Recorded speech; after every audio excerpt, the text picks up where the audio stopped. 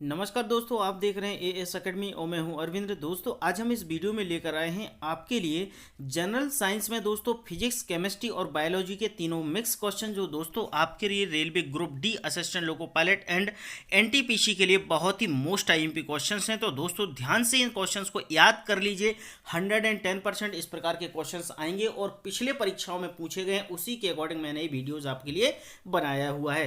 तो चलिए दोस्तों स्टार्ट करते हैं। क्वेश्चन क्रमांक पहला यहाँ लिखा है क्वेश्चन क्रमांक पहले में कि बीमा MLT किसके अनुरूप है। अब मैं आपको ध्यान रखना इस बात का, जैसे लिखा है MLT, तो MLT का एक्चुअल में मीनिंग क्या होता है इस बात का आपको ध्यान रखना है। तो MLT का मीनिंग क्या होता है मैं आपको बता दूं।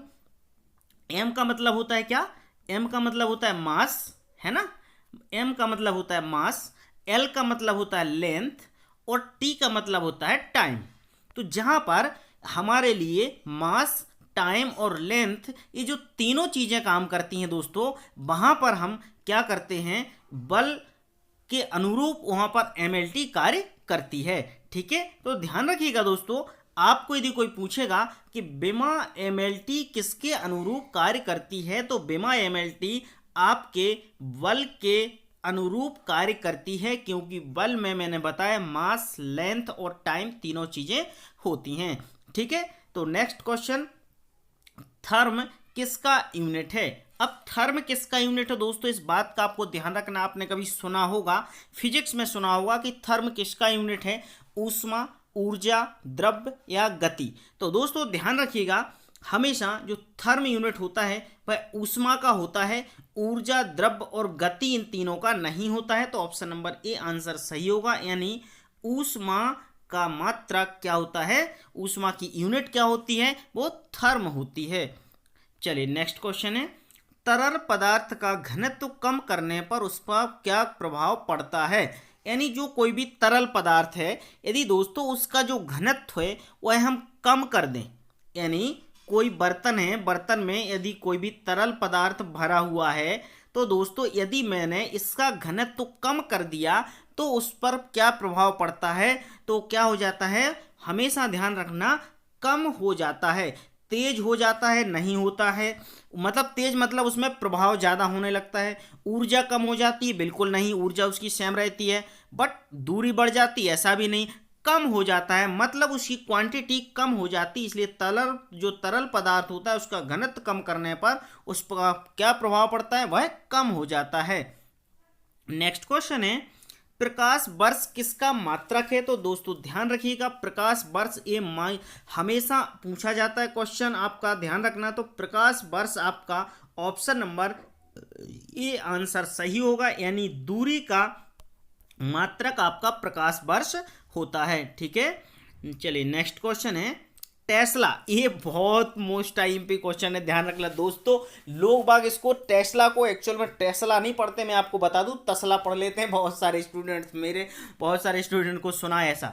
तो टेस्ला यूनिट किस क्षेत्र से संबंधित है, यानी जो टेस्ला यूनिट है वह किस क्षेत्र से संबंधित है। तो ध्यान रखिएगा, जो टेस्ला यूनिट है दोस्तों आपका चुंबकीय क्षेत्र से संबंधित है, यानी टेस्ला आपका जहां चुंबकीय क्षेत्र होता है उस क्षेत्र से संबंधित होती है, द्रव्यमान में नहीं होता है, क्योंकि द्रव्यमान की यूनिट आपको पता है हमें केजी में होती है, यानी मास में, गति में नहीं होता, ऊष्मा में नहीं होता है ना। तो जो टेस्ला यूनिट होती है वह चुंबकीय क्षेत्र से संबंधित होती है। नेक्स्ट क्वेश्चन है, विद्युतीय चालकता की यूनिट क्या है। विद्युत चालकता की यूनिट क्या होती है, ध्यान रखना, विद्युत चालकता की यूनिट आपको पता होगा, आयाम तो होती नहीं है, गति भी होती नहीं है और मिनट भी नहीं होती, लेकिन होती है ऑप्शन नंबर ए, यानी ओम। जो आपको ऐसा साइन बना रहता है, ये ओम विद्युत चालकता की यूनिट होती है, उसको बोलते हैं ओम, है ना। तो ऑप्शन नंबर ए आंसर आपका सही हो जाएगा। नेक्स्ट क्वेश्चन है, पिक्नोमीटर नामक उपकरण का प्रयोग किसे मापने के लिए किया जाता है। अब जो पिक्नोमीटर का नाम सुना होगा यदि आपने, और नहीं भी सुना होगा तो मैं बता दूं, जो पिक्नोमीटर का उपयोग किया जाता है वह आपका किसी भी चीज़ का घनत्व मापने के लिए किया जाता है। पिक्नोमीटर यानी देखना, मैं आपको एक आंसर देने का तरीका बताऊं, सबसे पहले आप वो आंसर चूज किया करें जो होते नहीं है। अब पिक्नोमीटर आपको पता होगा कि गति, जैसे गति का मात्रक गति मापने को नहीं हो सकता, ऊष्मा में भी नहीं इसका उपयोग हो सकता है, ऊर्जा में भी नहीं हो सकता। तो ऑप्शन नंबर बी नॉर्मल सी बात है कि ऑटोमेटिक इसका आपको आंसर निकल के आ जाएगा कि भैया पिक्नोमीटर नामक उपकरण का प्रयोग घनत्व मापने में किया जाता है। ठीक है, नेक्स्ट क्वेश्चन है आपका, एम्पियर सेकंड किसका मात्रक है? एम्पियर सेकंड किसका मात्रक है? ध्यान रखना, आईएमपी क्वेश्चन है। एम्पियर मात्रक आपका आवेश की मात्रा। अब देखो मैं वैसे ही आपको समझाऊं कि एम्पियर मात्रक, अब एम्पियर ऊष्मा का नहीं हो सकता है, गति का भी नहीं होता है और ऊर्जा की मात्रा का भी नहीं होता, तो बाकी का बचा ऑप्शन नंबर बी आंसर इसका सही होगा, क्योंकि आवेश की मात्रा का होता है। एम्पियर सेकंड किसका मात्रक होता है? आवेश की मात्रा का। ठीक है, चलिए नेक्स्ट क्वेश्चन है, इलेक्ट्रॉन वोल्ट किसका मात्रक है? इलेक्ट्रॉन वोल्ट आपका किसका मात्रक है? ध्यान रखिएगा। तो इलेक्ट्रॉन, अब इलेक्ट्रॉन किस में हो सकते हैं? ध्यान रखना, जैसे ऊर्जा, सॉरी द्रव्य में नहीं होगा, ऊष्मा में नहीं होगा, गति में नहीं होगा, तो इलेक्ट्रॉन कहाँ होंगे? ऊर्जा। तो ऑप्शन नंबर ए आंसर आपका सही होगा। आप आंसर ऐसे ही निकालिएगा कि जब आपको समझ में ना आए तो वे आंसर पहले निकाल लो जो हो नहीं सकते, और फिर जो ऑप्शन बचते हैं वो उसमें आंसर लगा दो। चलिए नेक्स्ट क्वेश्चन है आपका,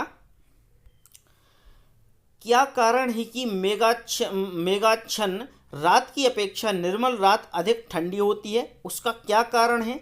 तो दोस्तों ध्यान रखिएगा, नियत आयाम के कारण, विकिरण के कारण, ऊष्मा की गति, ऊष्मा की कमी होने के कारण या आवेश की कमी होने के कारण।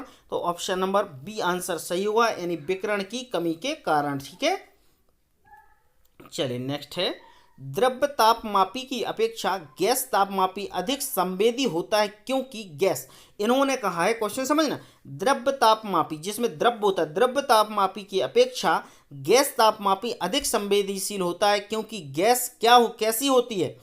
द्रव्य की अपेक्षा अधिक प्रसार करती है, द्रव्य की अपेक्षा कम प्रसार करती है, और अधिक मात्रा में फैलती है और कम मात्रा में फैलती है। तो ध्यान रखना, गैस का प्रसार अधिक होता है, इसलिए ऑप्शन नंबर ए आंसर सही होगा कि द्रव्य की अपेक्षा, मतलब जो लिक्विड पदार्थ होते हैं उनकी अपेक्षा यह अधिक प्रसार करती है। ठीक है, ऑप्शन नंबर ए आंसर आपका सही होगा। चलिए नेक्स्ट क्वेश्चन है, सर्वोत्तम ऊष्मा सुचालक है। सर्वोत्तम ऊष्मा सुचालक यानी ऊष्मा का सुचालक कौन सा है?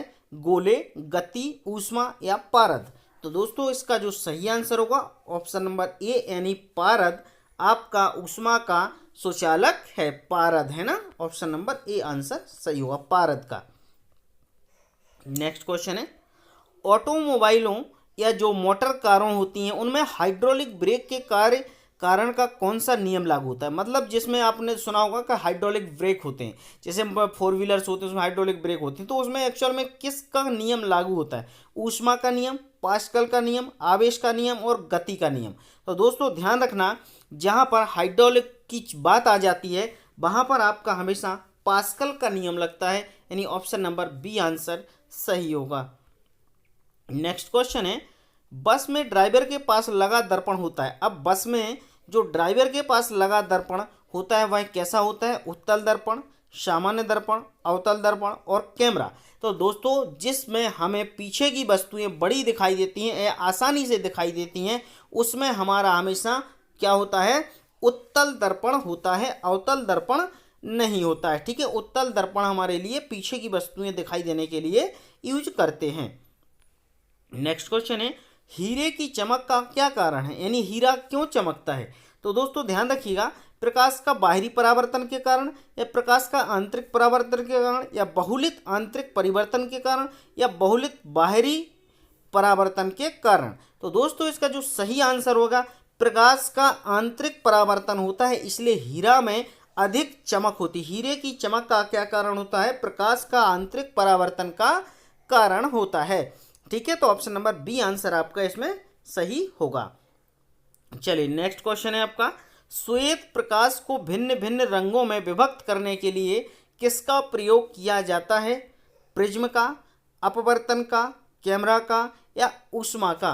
तो दोस्तों इसका जो सही आंसर होगा श्वेत प्रकाश को भिन्न भिन्न रंगों में विभक्त करने के लिए, आप जब स्कूल में पढ़ते होंगे तो आपने लैब में एक ऐसा प्रिज्म देखा होगा, यानी ये जो ऐसा प्रिज्म होता है मतलब उसमें श्वेत प्रकाश को भिन्न भिन्न रंगों में विभक्त करने के लिए किसका उपयोग करते हैं? प्रिज्म का उपयोग करते हैं। तो 16 का ऑप्शन नंबर ए आंसर सही हो जाएगा, प्रिज्म ऐसा होता है, ध्यान रखना है ना। चलिए नेक्स्ट क्वेश्चन है आपका, किसी पिन होल कैमरा में हमें सामान्यतः क्या मिलता है।